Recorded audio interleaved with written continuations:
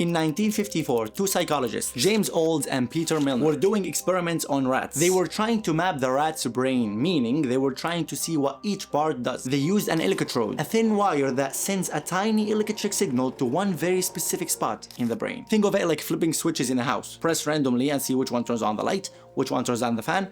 Same idea. So they placed the wire and watched carefully. At first, nothing happened, but one day, by accident, the wire touched a very specific area deep in the brain, and the rat suddenly became extremely interested. Calm, focused, motivated. They had hit the reward system, the part that makes dopamine. So they changed the experiment and placed the wire in that same exact spot. But this time they gave the rat a button. Every time the rat pressed the button, the reward system activated instantly, giving a dose of dopamine. And this is where things got disturbing.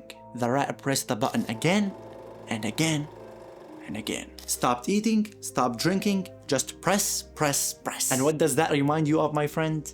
Yeah, say it. Scroll. But what is dopamine anyway? Dopamine isn't the pleasure chemical like we all think. It's the passion chemical. It tells your brain, this action felt rewarding last time. Do it again. That's it. That's its whole job. It doesn't care if it's good for you. It doesn't care if it's ruining your life. All it cares about is this felt good last time. Do it again. Whether that's scrolling, playing video games, talking to that one toxic person, even hard stuff like going to the gym can trigger dopamine. But that's different. We'll get to it in a second. But here's the important part.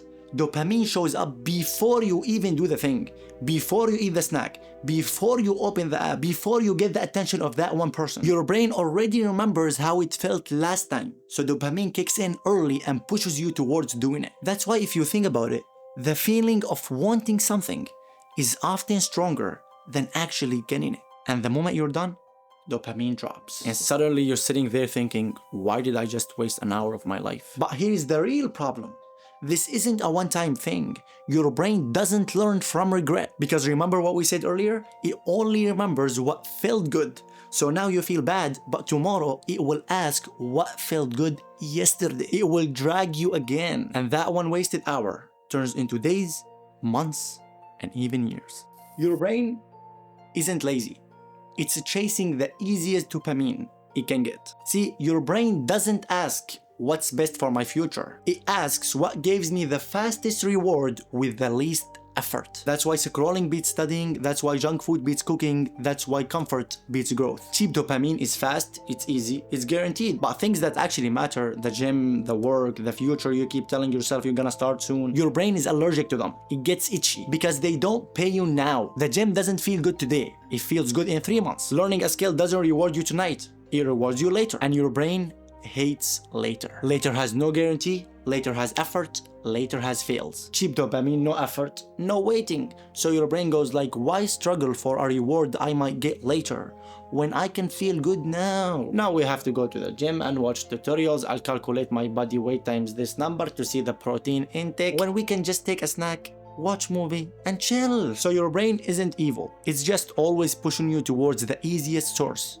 of dopamine. And every time you choose the easy hit, your brain learns one thing: the future can wait. Now focus with me here because I genuinely believe that this part can change lives if understood. Your brain isn't motivated by what feels good. It's motivated by what it expects to feel good. That's why scrolling pulls you in before you even open the app. Your brain already knows the reward is coming. Now here's the important part. Dopamine doesn't attach to outcomes. It attaches to patterns. Every time you are bored, then you scroll, your brain learns the pattern. Bored, scroll, reward. Every time you feel stressed, then you eat, your brain learns the pattern.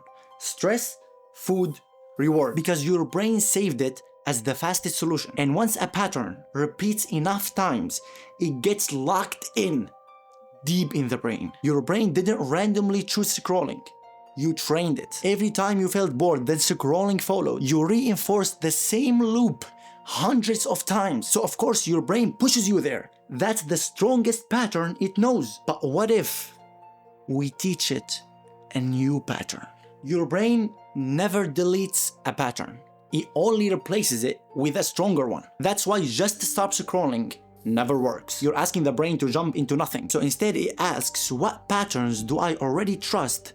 And it goes back to the strongest one, the one that paid off before. In this case, scrolling. So when you try to start something new, it feels heavy, it feels forced. Not because you're lazy, but because your brain hasn't seen this pattern enough times to believe that it leads somewhere. There is no push yet, no chemical push yet. Right now, scrolling feels easy, not because it's easy, but because your brain pushes you before you even touch your phone. So the goal in the beginning is not motivation. The goal is to show the brain the same sequence again and again and again, even if it feels pointless, even if it feels boring, even if it feels like nothing is happening.